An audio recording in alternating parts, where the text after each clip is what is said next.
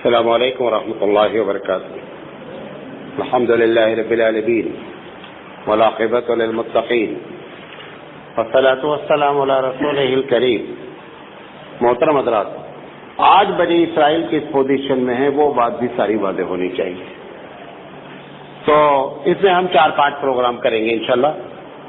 وہ یہ ہے کہ جب یہ کل میں نے آپ کو ایک بات کہی تھی نا کہ جب یہاں سے رومی جو اصل بادشاہ تھا اس نے ان کے اوپر جو ہے وہ بین کیا فلسطین کو، تو فلسطین سے یہ الگ جب ہوئے تو ایک بڑا طبقہ جو ہے وہ مدینہ چلا گیا. تو اس کی میں نے آپ کو وجہ بتائی تھی کہ مدینہ کیوں گیا. پھر سوال یہ ہے کہ مدینہ سے یہ فلسطین کیسے پہنچے. یہ اپنی کہانی کہ پھر یہ مدینہ سے فلسطین کیسے آئے، اور آج بنی اسرائیل جو یہودی اپنے آپ کو کہتے ہیں ان کی اسلام سے دشمنی کی وجہ کیا ہے، اس کی کیا بنیادی وجہ ہے، کیا اس میں کوئی کمپرمائز کے چانسز ہیں یا کمپرمائز نہیں ہو سکتا ہے. تو ہم انشاءاللہ اس پر بات کریں گے پوری، تاکہ آپ کو لیٹسٹ جو اسرائیلی ملک ہے وہاں تک ہم اپنی بات آپ کے سامنے واضح کریں. تو ہم بات آج یہاں شروع کرنا چاہتے ہیں کہ سب سے پہلے تو آپ کو یہ بتائیں کہ یہ جو میں نے کل بات کہی کہ بنی اسرائیل جو ہے وہ مدینہ آئے، اگر تحقیقی مطالعہ کیا جائے تو 2 وجہ معلوم ہوتی ہے کہ ان کے مدینہ آنے کی. حالانکہ فلسطین سے مدینہ کا تعلق کوئی ایسا نہیں ہے قریب کا ہے، قریب کے بہت سے ممالک ہیں وہاں وہ جا سکتے تھے، لیکن انہوں نے مدینہ کا سفر کیا. تو ایک وجہ تو میں نے آپ کو کل بتائی تھی کہ ان کی کتابوں میں یہ بات لکھی ہوئی تھی کہ ایک نبی آنے والے ہیں، اور ان کا جو ہجرت کا مقام ہے ان نبی کا وہ مدینہ ہے. مدینہ کا جو پرانا نام ہے وہ یثرب ہے. یہ تو حبیب مصطفیٰ صلی اللہ علیہ وسلم جب وہاں آئے تو آپ نے اس نام کو چینج کیا، کیونکہ یثرب کے معنی اچھے نہیں تھے، لہذا حضور نے کہا کہ نہیں، آج سے اس کا نام مدینہ ہے. تو ان کو یہ بات معلوم تھی کہ آخری نبی آنے والا ہے، اور ہمارے موسیٰ علیہ الصلوۃ والسلام جو نبی ہیں انہوں نے ان کے بارے میں پوری اطلاع دی ہے، اور توریت میں آج بھی لکھا ہوا ہے، انجیل میں آج بھی لکھا ہوا ہے کہ جس علاقے میں وہ پیدا ہوں گے پہاڑی علاقہ ہوگا، جب وہ ہجرت کر کے جائیں گے تو وہ جو ہے وہ کھجور کا علاقہ ہوگا. تو انہوں نے یہ آئیڈیا لگایا کہ یہ علاقہ یہاں ہو سکتا ہے، لہذا یہ یہاں آ کر کے آباد ہو گئے. ایک دوسری رائے یہ ہے، ایک بہت مشہور کتاب ہے، گرچہ مستند نہیں ہے، کتاب الاغانی کے نام پر ایک بہت بڑے بزرگ ہیں، انہوں نے ایک کتاب لکھی ہے.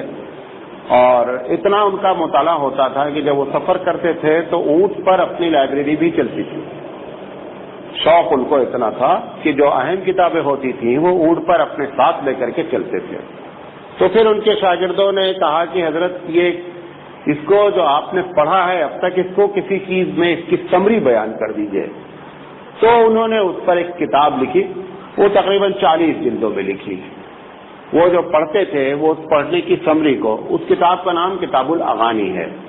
تو جو کچھ بھی انہوں نے پڑھا ہے، کوئی ٹاپک نہیں ہے اس میں، ہر چیز ہے، جو کچھ بھی پڑھا ہے، فقہ پڑھا ہے، لیکن یہ ہے کہ اس میں رتب و یابس دونوں ہے، یعنی صحیح باتیں ہیں، غلط بھی باتیں ہیں. کتاب الاغانی میں یہ بات لکھی ہوئی ہے کہ موسیٰ علیہ الصلوۃ والسلام نے اپنے زمانے میں یہ علاقے میں کچھ یہودیوں کو بھیجا، بنی اسرائیل کو بھیجا تھا.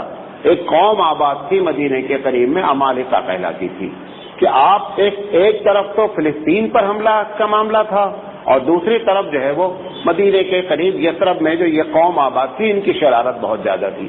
لہذا موسیٰ علیہ الصلوۃ والسلام نے اپنے لوگوں میں سے ایک ٹیم تیار کر کے بتایا کہ آپ وہاں پر جائیں اور ان کی شرارت کو دفع کریں، اور ایک بھی آدمی کو جو بھی بات نہیں مانے گا کسی کو چھوڑنا نہیں، سب کو قتل کر دینا. تو وہاں کے بادشاہ سے باقاعدہ جنگ ہوئی، اور جنگ ہونے کے بعد جو ہے وہ سارے جو موسیٰ علیہ الصلوۃ والسلام کے مجاہدین تھے انہوں نے جو مانا نہیں مانا ان کو سب کو انہوں نے ختم کر دیا. ایک بادشاہ کا جو ہے خاندان کا ایک لڑکا تھا جو اخلاقی لحاظ سے بہت اچھا تھا اور صورت کے لحاظ سے بھی بہت اچھا تھا، لہذا انہوں نے اس کو چھوڑ دیا اور اپنے ساتھ اس کو پکڑ لائے. کہاں؟ وادی طی لے آئے، جہاں پہ آپ کو پوری بات بتائی. تو یہاں پہ جب پہنچے تو موسیٰ علیہ الصلوۃ والسلام کی وفات ہو چکی تھی. تو جو اس کے بعد ان کے صحابہ تھے موسیٰ علیہ الصلوۃ والسلام کے, تو انہوں نے کہا کہ یہ اس لڑکے کو تم وہاں سے کیوں لائے؟ موسیٰ علیہ الصلوۃ والسلام نے کہا تھا کسی کو نہیں چھوڑنا, تم یہ ایک لے کر کے وہاں آئے, لہذا تم نے موسیٰ کی بات نہیں مانی, لہذا جتنے لوگ اس میں سے پکڑ کے لے کر آئے تھے انہوں نے کہا کہ تم لوگ ہمارے ساتھ نہیں رہے ہو, تم نے نبی کی بات نہیں مانی, لہذا اب یہ کہاں جائیں؟ یہ دوبارہ پھر جا کر کے اسی علاقے میں آباد ہو گئے. یہ واقعہ کتاب الاغانی میں لکھا ہے, لیکن کتاب الاغانی کے مصنف نے کہاں سے لکھا ہے اس کا حوالہ نہیں دیا ہے. یہ بات کہاں سے لکھی ہے؟ تو ہمارے جو محققین علماء ہیں اس دور کے خاص کر, وہ کتاب الاغانی کے اس واقعے کو تسلیم کرنے کے لیے تیار نہیں ہیں کہ ایسا, کیونکہ معاملہ فلسطین کا تھا. قرآن مجید میں جو ذکر ہے وہ یہ ہے کہ آپ فلسطین پر اٹیک کریں. قرآن مجید میں یثرب کا کوئی ذکر نہیں موسیٰ علیہ السلام کے زمانے میں. بہرحال یہ دو وجہ بیان کی جاتی ہے, لیکن جو پہلی وجہ میں نے آپ کو بتائی کہ یہ یہاں سے جو بادشاہ تھا ٹائٹس رومی, اس بادشاہ نے ان پر جو حملہ کیا فلسطین پر, اور ان کی اینٹ سے اینٹ بجا دی اور بیت المقدس کو بہت نقصان پہنچایا, پورے اس علاقے پر حل چلا دیا, کوئی گھر نہیں چھوڑا. تو یہ مجبور ہو کر کے وہاں گئے, کیونکہ ان کو یہ امید تھی کہ آخری نبی جب آئیں گے تو ہم ان کا سپورٹ کریں گے اور سپورٹ کر کے دوبارہ ہم اپنی زمین کو واپس لے لیں گے. تو یہ وجہ ہوئی کہ وہاں یہودی پہنچے. اچھا, اتفاق ایسا ہوا کہ عیسیٰ علیہ الصلوۃ والسلام, موسیٰ علیہ السلام کی وفات ہو گئی. موسیٰ علیہ الصلوۃ والسلام کے بعد جو نبی ہیں وہ عیسیٰ علیہ الصلوۃ والسلام ہیں. عیسیٰ علیہ الصلوۃ والسلام کی پیدائش کے 450 سال کے بعد ایک بہت بڑا فلڈ جو ہے, سیلاب یمن میں آیا. یمن میں ایک بہت بڑا ڈیم تھا, وہ ڈیم ٹوٹ گیا. ٹوٹنے کے بعد اس نے اتنا نقصان پہنچایا کہ یمن کی ایک بیشتر آبادی جو ہے وہ تتر بتر ہو گئی. کچھ لوگ کسی علاقے میں چلے گئے, کچھ ایران چلے گئے. تو اس میں سے 2 قبیلے جو ہے نا وہ آ کر کے یہاں پر آباد ہوئے. کہاں؟ مدینے میں. ان کا دونوں کا نام بہت مشہور قبیلے اوس اور خزرج. اوس اور خزرج جب یہاں آئے, پہلے یہ جدہ آئے, آنے کے بعد انہوں نے جو ہے نا مدینے کو دیکھا کہ یہاں پر باغات وغیرہ ہیں, لہذا یہ جدہ سے آ گئے مدینہ. یہاں جب آئے تو یہاں پہلے سے یہودی آباد تھے, تو انہوں نے ان کو جمنے نہیں دیا اور ان کو مطلب اس جگہ پر رکھا مدینے کے آؤٹ جہاں پر چشمہ یا ہریالی نہیں تھی. لیکن مجبوراً انہوں نے کیا کیا کہ اس جگہ کو بھی اختیار کر لیا اور رہنے لگے. یہ اوس اور خزرج نے دیکھا کہ یہ دن پر دن ان پر چڑھائی کرتے, ان کے مال لوٹ لیتے, تو انہوں نے کیا کیا کہ یمن کے اوریجنل باشندے ہیں اوس اور خزرج, تو وہ یمن سے گئے. ان میں سے ایک آدمی جو ان کا لیڈر تھا, اور یمن سے اس نے مدد مانگی کہ ہماری ایسی ایسی حالت ہے اور وہاں پر ہم کو یہودی جو ہے وہ رہنے نہیں دے رہے سکون سے, تو آپ ہماری مدد کیجیے.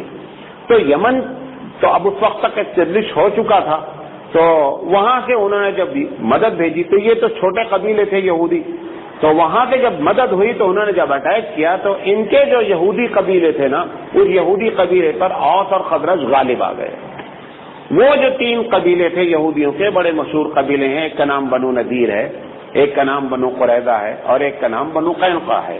ایک اور چھوٹا قبیلہ, لیکن یہ 3 بیسک قبیلے تھے. تو اوس اور خزرج نے مل کر کے ان کو کیا کیا کہ دخل انداز کر دیا اور مدینے کے باہر ان کو بھیج دیا اور ان کی ساری پراپرٹی پر قبضہ کر لیا. اب اوس اور خزرج کی چلنے لگی. یہ 2 تینوں جو ہے نا مدینے کے باہر ہو گئے, اور جو مدینے کے باہر تھے وہ مدینے کے اندر ہو گئے.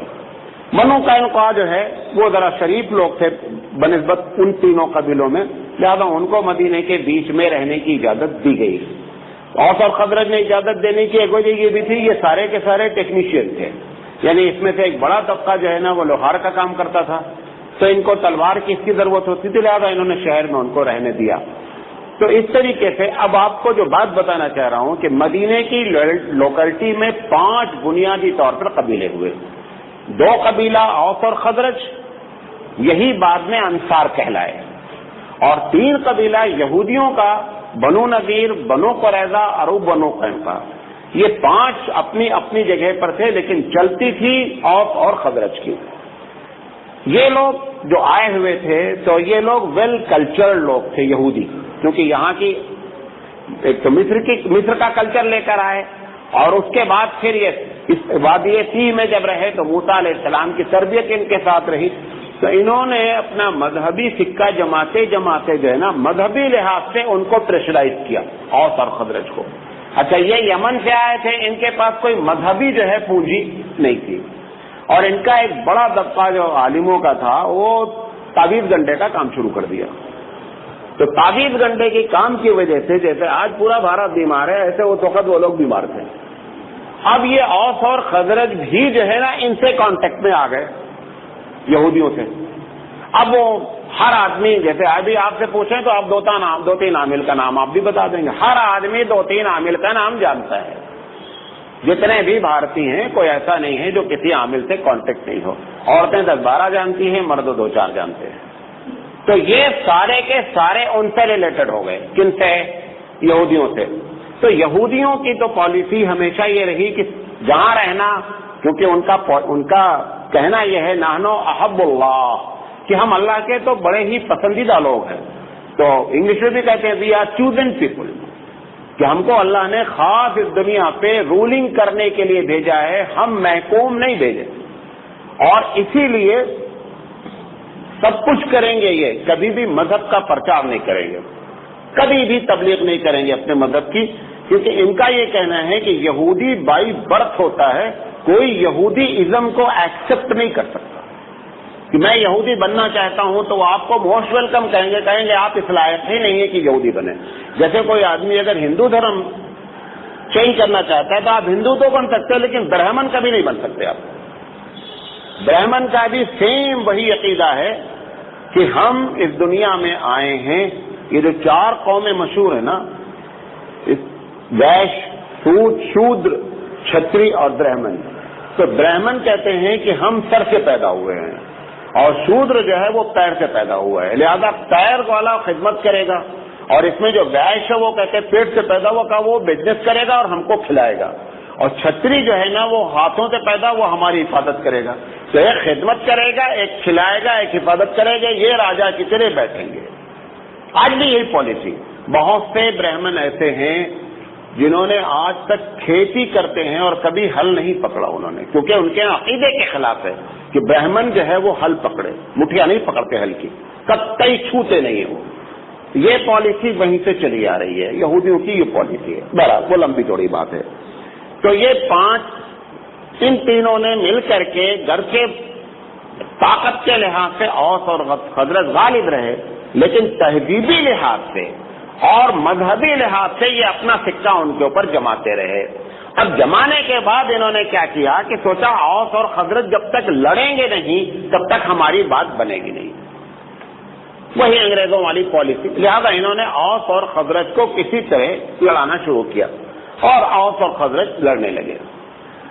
اچھا، اب جب اوس اور خزرج لڑنے لگے تو ان کا معاملہ کیا ہو گیا؟ سیدھا ہو گیا کہ ہم اب جو ہے نا ان کے دباؤ میں نہیں رہیں گے۔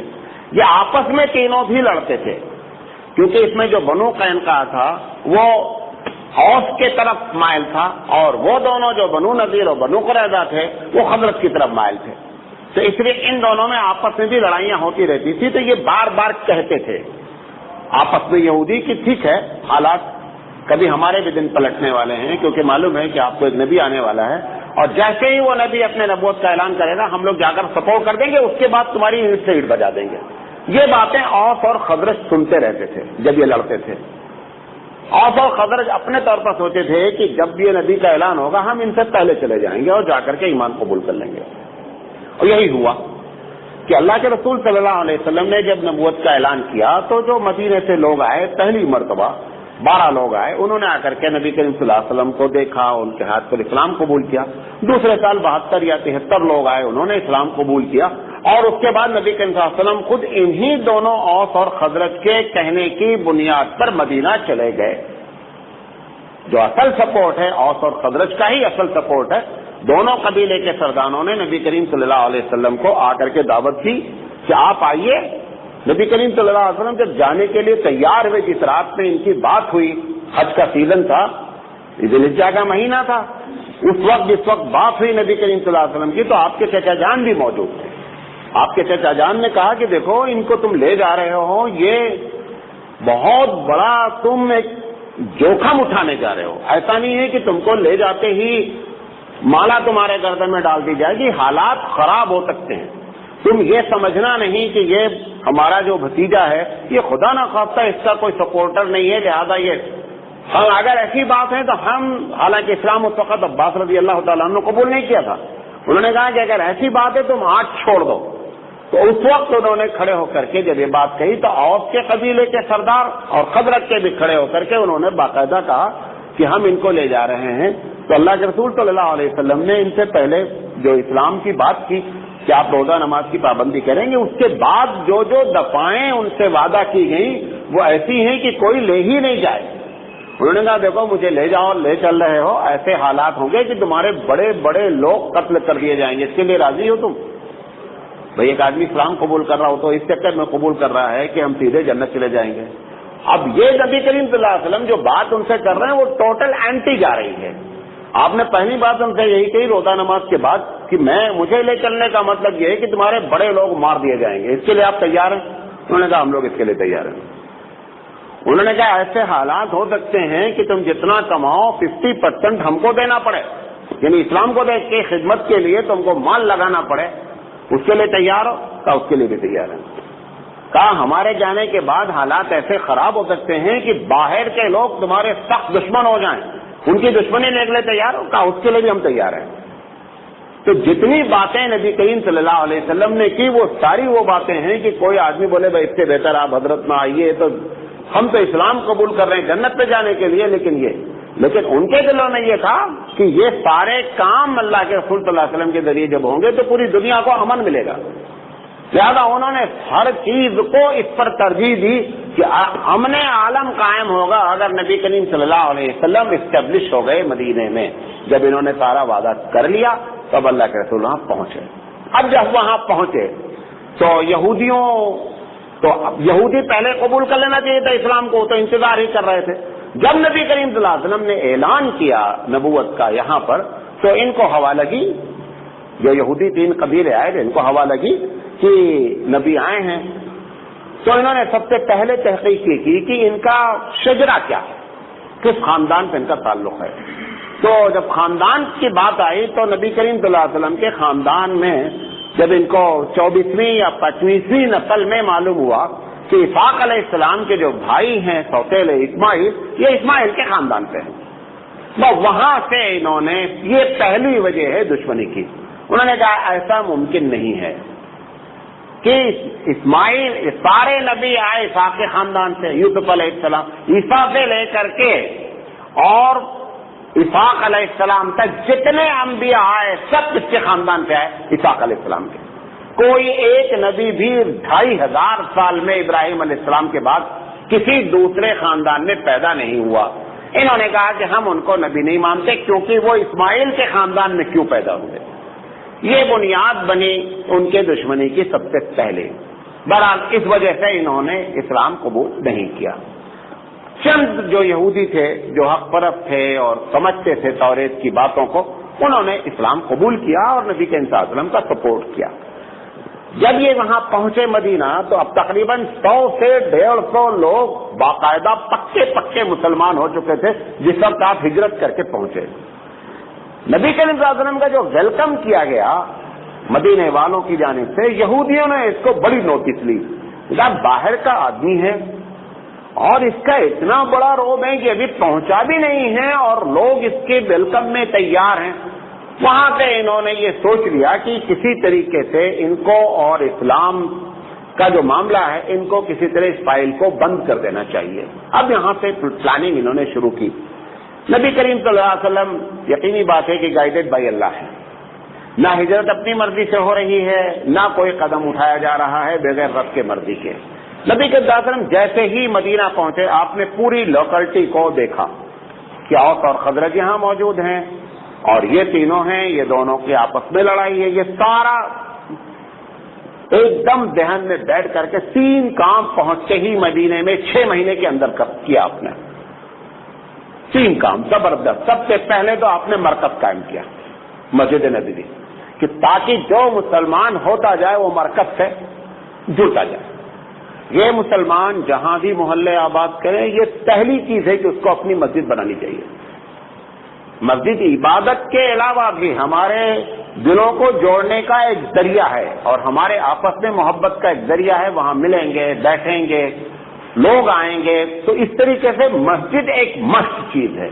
تو اللہ کے رسول صلی اللہ علیہ وسلم نے پہلا کام مسجد کا کیا، مسجد مرکز بنایا اور وہاں پر لوگوں کو جوڑنا شروع کیا.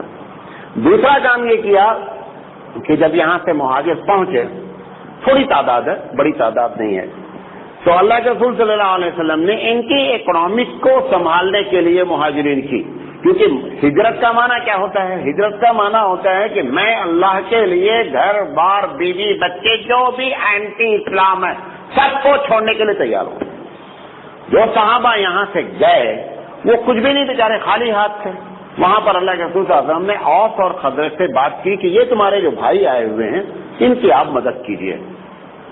قرآن مجید کہتے ہیں کہ جس طریقے سے ہم نے اس دوستی اور بھائی چارگی بنائی، تم سب لوگ مل کر کے ایڑی چوٹی کا زور لگا دیتے تو ایسی بھائی چارگی کبھی نہیں قائم کر سکتے.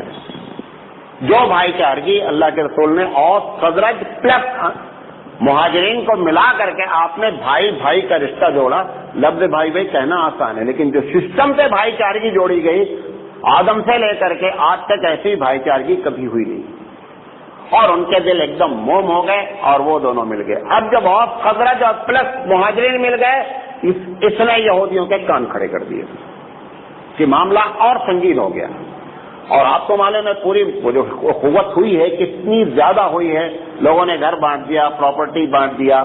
بعض صحابی نے تو یہاں تک کہا کہ ہماری جو بیویاں ہیں 4، جس کو تم دل چاہے 2 کو ہم طلاق دے دیتے ہیں، یا 2 ہیں تو 1 کو طلاق. حالانکہ واقعہ ایسا ایک ہی پیش آیا. گھر کے ہم مقررین بولتے ہیں تو ایسا لگتا ہے کہ سارے لوگ بیوی طلاقیں دے ڈالے اور 50-50 بانٹ ڈالے.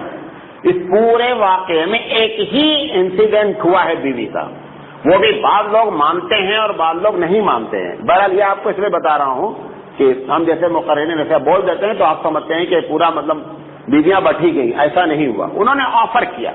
ایک واقعہ اس میں ایسا پیش آیا کہ ایک صاحب نے اپنی بیوی کو طلاق دیا اور بیوی نے خوشی سے، کیونکہ وہ بھی اوسر خزرج کی ہیں، ان کے دلوں کو بھی اللہ نے موم کیا، لہذا مہاجرین کی طرف وہ بھی راغب ہوئی. تو رہا پراپرٹی وغیرہ، یہ ٹوٹل بٹی، باقاعدہ حصہ بٹا. بہرحال یہ دوسرا کام آپ نے کیا. تیسرا کام آپ نے کیا کہ یہودیوں کو بلایا. اوس اور خزرج تو ماشاءاللہ مسلمان ہو گئے، ایک بڑا طبقہ، زیادہ اب ان کی طرف سے خطرہ کیا ہو گیا، ختم ہو گیا. اور اوس اور خزرج کی جو آپس کی لڑائی تھی ایمان لانے کی وجہ سے، ایمان کی دولت سے وہ ختم ہو گئی. جو یہود، بات میری سمجھ رہے ہیں، جو یہودی ان کو لڑا کر کے اپنا الو سیدھا کر رہے تھے، وہ ایمان کی دولت نے ان کے الو کو ختم کر دیا. وہاں پہ بات ختم ہو گئی. تو اب اللہ کے رسول صلی اللہ علیہ وسلم کے ساتھ سب سے بڑی سپورٹ یہ ہوا کہ اوس خزرج کی لڑائی ختم ہو گئی، ان کے اندر بھائی چارگی پیدا ہو گئی.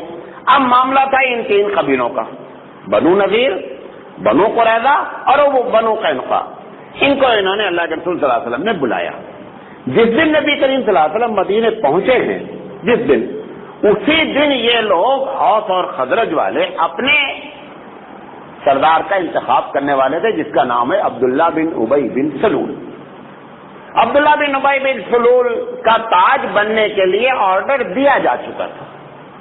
اب اللہ کے رسول جب پہنچ گئے تو ایسی ذات جب پہنچی تو ان لوگوں نے کہا کہ ہمارا سردار جب کوئی ہو سکتا ہے تو محمد صلی اللہ علیہ وسلم ہو سکتے ہیں. اب یقینی بات ہے عبداللہ بن ابی بن سلول کی جو دشمنی ہے وہ دیکھا جائے تو فطری ہے، کیونکہ اس کا تاج کیا ہوا، کینسل ہو گیا، سیاست کی لڑائی شروع ہو گئی. اب اس نے جب اپنے تاج کو کینسل ہوتے ہوئے دیکھا تو پہلے تو اس نے چاہا کسی طرح معاملے کو ختم کر کے تاج پوشی ہو جائے، لیکن اس پر اوس اور خزرج کے جو لیڈر لوگ تھے وہ ماننے کے لیے تیار نہیں ہوئے. بہرحال وہ مجبوراً سرنڈر ہو گیا اور اس نے یہ طے کر لیا کہ اسلام قبول کرنا ہے زبان سے اور اندر سے ان کو ختم کرنا ہے، اور دوبارہ پھر تاج پوشی کبھی نہ کبھی ہمارے سر آ جائے گی. یہ انہوں نے اپنی پلاننگ شروع کر دی. بہرحال اللہ کے رسول صلی اللہ علیہ وسلم نے ان 3 قبیلوں کو بلایا.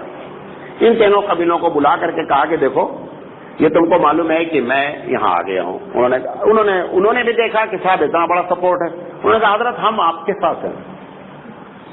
یہ تو پرانے موسیٰ علیہ السلام کو ستا رہے ہیں. آپ کو پورا 15 پارٹ پیش کیا کہ کس طرح موسیٰ علیہ السلام اور ان کے مطلب ہارون علیہ السلام کو ستایا. انہوں نے کہا حضرت ہم تو آپ کے ساتھ ہیں, یہ بتائیے کہ میرے لائق خدمت کیا ہے. اللہ کے رسول صلی اللہ علیہ وسلم نے کہا کہ جو بات ہوگی وہ ریٹرن ہوگی, زبانی بات نہیں ہوگی, جو بات ہوگی ریٹرن ہوگی. ایک ریٹرن بات کی جاتی ہے اور اس میں آپ دیکھیں کہ آپ ہمارا ساتھ دے سکتے ہیں یا نہیں دے سکتے. تو اللہ کے رسول صلی اللہ علیہ وسلم سے انہوں نے کہا کہ نہیں حضرت آپ جو بولیں گے ہم لوگ تیار ہیں. نبی کریم صلی اللہ علیہ وسلم نے موٹی ابن ہشام جو سیرت کی بڑی مشہور کتاب ہے, انہوں نے وہ تمام دفعات نوٹ کیے ہیں جو ڈرافٹنگ کی گئی اس وقت. اللہ کے رسول صلی اللہ علیہ وسلم کے ذریعے جو ڈرافٹنگ ہوئی اس ڈرافٹنگ کو پورا ابن ہشام نے نوٹ کیا ہے. اس میں سے ہم 10 پوائنٹ آپ کے سامنے پیش کرتے ہیں اور اسی پر ہم بات ختم کریں گے, اگلے دن انشاءاللہ بات کریں. انہوں نے پہلی بات یہ طے کی نبی کریم صلی اللہ علیہ وسلم نے کہ ہم دونوں ملیں گے لیکن ذاتی ایکسپینس دونوں کا اپنا اپنا ہوگا. ایسا نہیں ہوگا کہ ہم تم دونوں مل رہے ہیں تو تمہارے گھر کا خرچہ ہم اٹھائیں, ہمارے گھر کا خرچہ, ایسا نہیں ہوگا. آپ اپنے گھر کا خرچہ اٹھائیں گے, ہم اپنے گھر کا خرچہ. نمبر 2, آپ نے فرمایا کہ باہر سے اگر کوئی حملہ ہوتا ہے آؤٹ آف مدینہ تو تم تینوں اور پلس ہم کا مطلب کون ہے؟ اس میں بھی 3 ہے, اوس, خزرج اور پلس مہاجری. تو یہ چھوٹی جماعت نہیں, یہ ان کی بڑی جماعت بن چکی ہے. انہوں نے کہا کہ اگر مدینے کوئی اٹیک کرتا ہے تو ہم لوگ مل کر کے کیا کریں گے؟ ڈیفنس کریں گے. تیسری بات آپ نے فرمائی کہ ہم ڈیفنس کریں گے لیکن اگر کوئی غلطی کی وجہ سے تم نے شرارت کی ہے تو نیکی میں ہمارا تمہارا معاہدہ ہے, برائی میں نہیں ہے. مثال کے طور پر تم نے جا کر کے مدینے کے باہر کسی آدمی کو ناحق قتل کر دیا ہے, اب وہ بدلہ تم سے لینا چاہتا ہے تو ایسا نہیں کہ میں تمہارے سپورٹ میں کھڑا ہو جاؤں گا. یہ قرآن مجید کی آیت ہے کہ وَلَا تَعَاوَنُوا عَلَى الْإِثْمِ وَالْعُدْوَانِ, کہ محمد صلی اللہ علیہ وسلم پوری امت کو بتایا جا رہا ہے کہ برائی پر ہم کوآپریٹ نہیں کریں گے. تو اللہ کے رسول نے کہا کہ اس میں یہ غلط فہمی نہیں ہونا چاہیے, یہ نوٹ کر لیں الگ سے کہ ہمارا تمہارا کوآپریشن کس چیز پر ہوگا؟ نیکی پر ہوگا, برائی پر کوآپریشن نہیں ہوگا. پھر آپ نے فرمایا کہ جو حلیف ہوگا, ایک حلیف سسٹم ہے. حلیف سسٹم ہوتا تھا کہ اس علاقے میں, آج بھی وہی کفالت کہلاتی ہے. حلیف کا مطلب ہوتا تھا کہ جو لوگ چھوٹے ہوتے تھے کسی بڑے قبیلے سے ریلیٹڈ ہو جاتے تھے. تو انہوں نے کہا اگر جو آپ کا حلیف ہوگا اگر وہ بھی ان شرطوں میں داخل ہونا چاہے گا تو داخل ہو جائے گا. جو بھی چھوٹے چھوٹے قبیلے ادھر ادھر ہوں گے اس کو ہی منظور کیا. آپ نے فرمایا مظلوم کی ہر حال میں حمایت کی جائے گی. مدینہ ہی نہیں, کہیں بھی ہم جہاں تک اپنا ہاتھ پھیلا سکتے ہیں, اگر ہم کو معلوم ہو گیا کہ ظلم ہوا ہے, انسانیت پر اگر ظلم ہوگا تو ہم ہر حال میں دونوں مل کر کے کیا کریں گے؟ مظلوم کی مدد کریں گے. پھر آپ نے فرمایا کہ اگر جنگ ہوئی اور جنگ لمبی کھینچی تو جنگ کا ایکسپینس 50-50 برابر بانٹیں گے. جو لوگ سمجھتے ہیں نا کہ اللہ کے رسول صلی اللہ علیہ وسلم نے جادو کی چھڑی ہلا دیا ہے, آپ دیکھیں کتنا سسٹمیٹک باتیں کی جا رہی ہیں. آج بھی اتنے سسٹمیٹک بات کرنے والے لوگ نہیں ہیں جو اپنے آپ کو بڑے بڑے ڈرافٹ مین بنتے ہیں جو ڈرافٹنگ کرتے ہیں. آپ نے فرمایا کہ جنگ لمبی کھینچ سکتی ہے, جنگ چھوٹی بھی ہو سکتی ہے, لیکن جنگ کا خرچہ دونوں آدمی 50-50 برداشت کریں گے. پھر آپ نے فرمایا کہ دونوں فریق کسی قسم کا فتنہ اگر آپس میں کریں گے تو رسول اکرم صلی اللہ علیہ وسلم کو حکم ماننا پڑے گا. یہ سب سے بڑا زبردست پوائنٹ تھا کہ اگر ہمارے آپس میں کوئی بات ہوئی, اختلاف ہوا تو باہر کا کوئی آدمی آ کر میڈیٹر نہیں بنے گا. کیوں؟ رسول کے ہوتے ہوئے کوئی میڈیٹر نہیں بن سکتا ہے. تو آپ نے فرمایا کہ آپ نے اپنا نام نہیں لیا, آپ نے فرمایا کہ رسول اللہ حکم بنے گا. اس رسول اللہ پر محمد صلی اللہ علیہ وسلم بھی ایمان لاتے ہیں. آپ کو معلوم ہے ہر رسول پر وہ خود پہلے ایمان لاتا ہے. اگر وہ ایمان نہیں لائے تو ایمان کی تبلیغ ہی نہیں کر پائے گا. آپ نے فرمایا کہ رسول اللہ اس میں حکم بنیں گے اور ان کا فیصلہ ہر حال میں سب کو ماننا پڑے گا.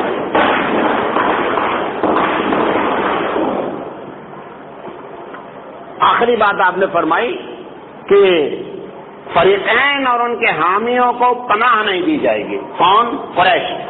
اگر قریش کے کوئی لوگ آ گئے اور وہ آپ سے کوئی رنگ پیدا کرنا چاہتے ہیں تو پناہ نہیں آپ نہ دے سکتے ہیں نہ ہم دے سکتے ہیں. اس بات پر انہوں نے معاہدہ کر لیا. تو یہ 3 کام بیسک طور پر کیا. اب اتنا ہونے کے بعد دشمنی پھر کیسے شروع ہوئی انشاءاللہ زندگی رہی تو کل ہم بات کریں گے. وآخر دعوانا الحمدللہ رب العالمین. سبحان اللہ بحمدہ سبحانک اللہم وبحمدک اشہد ان لا الہ الا انت استغفرک واتوب الیک.